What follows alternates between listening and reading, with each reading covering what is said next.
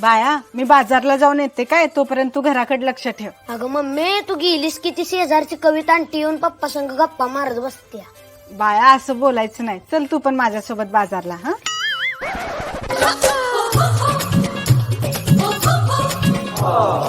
मी तुझ्याशिवाय जगू शकत नाही. अगं मी पण तुझ्याशिवाय जगू शकत नाही. माझं तुझ्यावर लय प्रेम आहे. माझं पण तुझ्यावर लई प्रेम आहे. तुझी बायको अगं बायको माग कशी काय आली? अगं आपल्या लग्नाचा वाढदिवस नाही का उद्या, त्यासाठी आम्ही दोघे जण तुला सरप्राईज देणार आहे. होय काय?